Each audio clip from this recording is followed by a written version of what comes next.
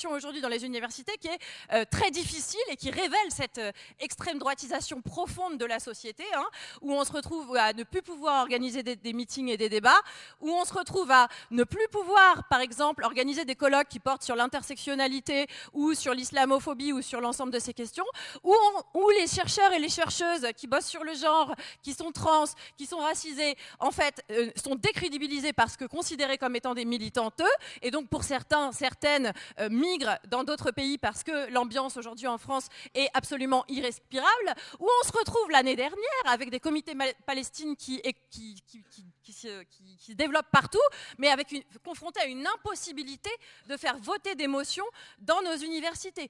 Soit qu'elles sont complètement vidées de tout contenu, soit que même on nous empêche de les déposer pour qu'elles soient votées dans les conseils d'administration des universités. Est-ce que vous seriez favorable à une hausse des impôts, vous, Sam ? Ouais, faut qu'ils arrêtent. Franchement, faut vraiment qu'ils arrêtent. Moi, juste la situation. Donc, moi, je gère mon entreprise. J'avais 25 ans. Là, je finis ma 3e année. J'arrête. C'est terminé. J'ai une boîte qui tourne bien. Je peux embaucher. J'ai feu vert bancaire. Je veux faire tout le monde. Je fais des très beaux chiffres d'affaires. Mais alors, j'arrête. Parce qu'au final, vous essayez d'entreprendre dans ce pays et on vous prend tout. Vous payez 48 d'URSSAF, 23 d'IS. On vous reprend. Alors, en plus des 48 d'URSSAF, on vous reprend 15% d'impôt sur le revenu. Mais il faut arrêter. La CFE, cotisation foncière des entreprises. L'entreprise, elle est chez moi. Donc, je paye mes fonciers, plus je paye mes fonciers de mes entreprises. Au bout d'un moment, il faut arrêter. Déjà, avant de nous parler hausse d'impôts, il faut nous parler économie. Cet État qui est obèse, mais il est obèse. Ça bouffe du homard à Versailles. Ça va expliquer à un mec comme moi qui tape des 70, mais même plus semaine. J'ai tout donné pour mon entreprise. J'en ai perdu ma compagne. J'ai tout lâché dedans. Ils m'ont tout pris. Et là, maintenant, je ferme et on me réclame des fortunes pour fermer. Alors, je me suis battu pour m'en sortir, pour l'ascenseur social, me faire tout seul. Mon doux bouffe, tout. J'ai essayé d'investir, faire des appartements. Je me suis endetté. Votre locataire, il vous paye pas. On vous laisse tout seul. Par contre, vous avez un jour de retard pour payer, que ce soit l'URSSAF, l'État. Eh ben, on vient toquer à votre porte. Limite, on vous traite pas de voyous. Et après, nous, on nous demande encore de payer des impôts. Eh ben, d'accord, qui commencent par eux-mêmes. Parce que les conseilleurs, c'est jamais les payeurs, parce qu'ils ont pas de problème de fin du mois, ils n'ont pas de problème d'argent, ils n'ont pas de problème de famille, ils manquent de rien. Cet État, il est obèse. Cet État, il veut plus de nous, les petits artisans, les honnêtes travailleurs, ceux qui se cassent le cul tous les jours pour faire tourner ce putain de pays. Nous, on nous laisse crever la bouche ouverte. Voilà. Et ça, il y en a marre. Moi, de toute façon, dès que je peux, que j'ai assez, je me casse de ce pays. Une génération, je suis fils d'immigrés portugais, je suis la première génération à être né en France. Une génération, ça aura suffi. Moi, j'ai plein de cousins qui sont déjà repartis, j'ai plein d'amis qui sont partis au Canada, mais on va se barrer de ce pays qui veut plus nous, ils veulent plus de ces travailleurs. Ben, une fois qu'il restera plus que les cassos, ils seront contents. Quand il n'y aura plus personne pour payer, eh ben, je vous souhaite bon courage. Vraiment, bon courage, monsieur Macron. Merci. 7 ans que t'es là, t'as rien fait, t'es un gros menteur. Voilà, comme les autres. C'est le cri de la France. Merci. Ce qu'on vient d'entendre là, Sam, c'est le cri de la France. Encore une fois, c'est pas l'économie. Il n'y a pas un président de la République qui a un aussi bon bilan économique et qui subit une aussi grande défaite électorale.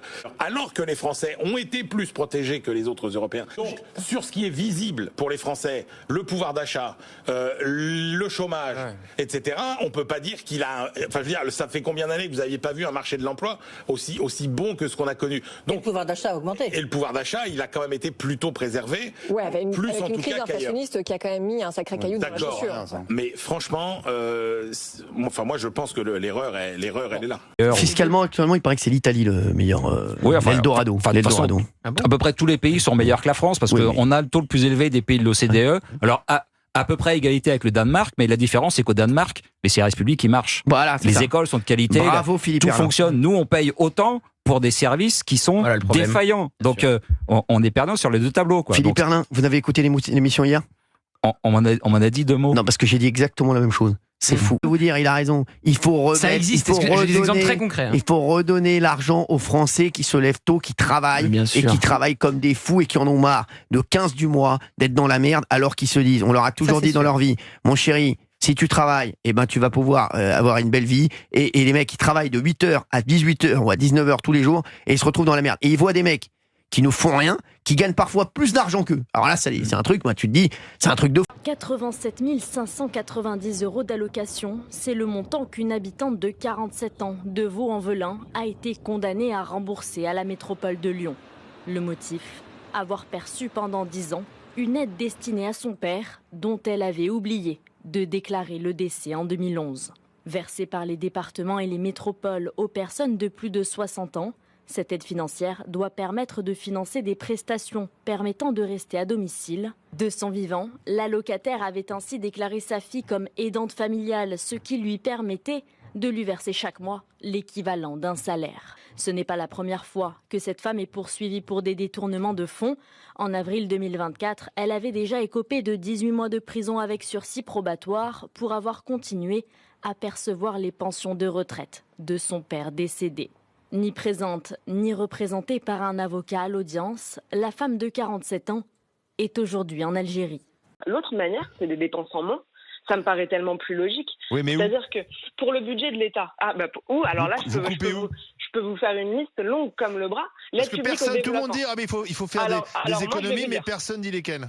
Alors moi, je vais vous dire, parce que pour le coup, c'est un sujet qui me passionne. J'étais magistrate à la Cour des comptes. C'était mon métier d'épingler les ministères et de voir où il y avait des dépenses.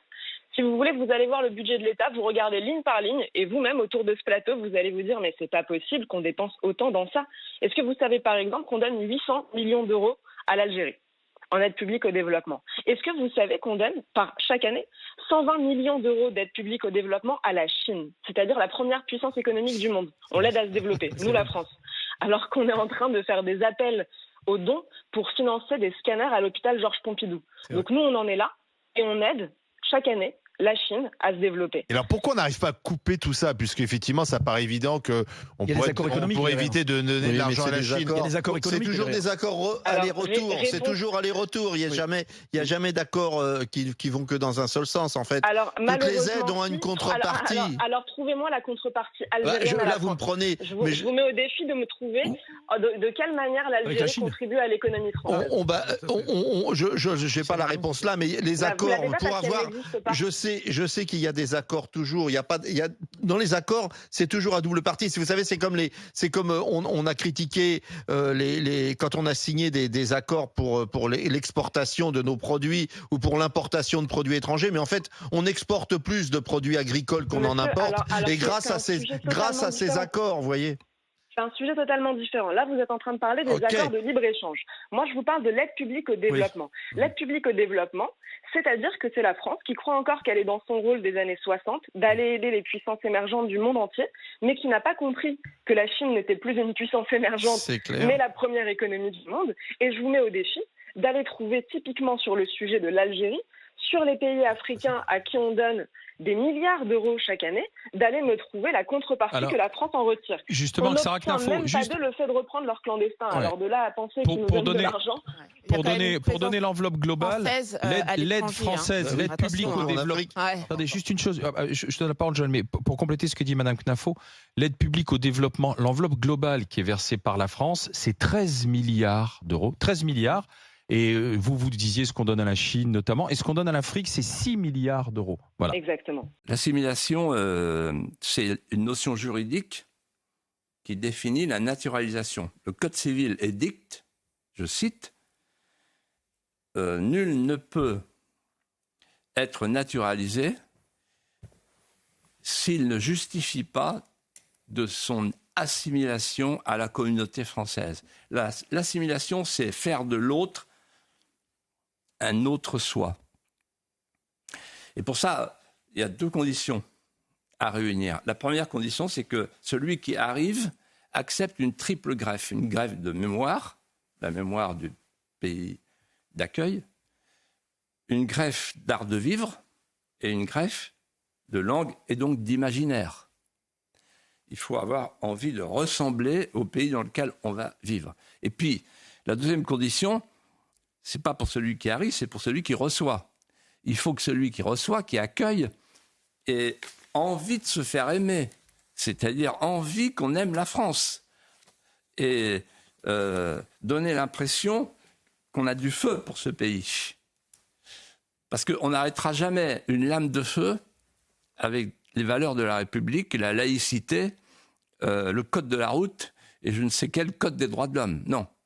On répond à une lame de feu par une lame de feu. Et si on n'a pas en soi-même le feu intérieur pour la France, si les Français d'héritage ne sont pas des Français de passion, il n'y aura pas de Français de désir. Or, le drame que nous vivons aujourd'hui, et qui est sans doute le filigrane du livre de Sonia Mabrouk, c'est que ceux qui arrivent transportent avec eux leur manière d'habiter le monde, leur culture, leur mémoire, leur art de vivre, et personne ne leur dit rien. Le code civil est oublié, l'assimilation, on n'en parle plus, et ceux qui les accueillent, en fait, répudient leur histoire, répudient et salissent la mémoire. Nous vivons, j'utilise un mot d'avenir, un véritable mémoricide.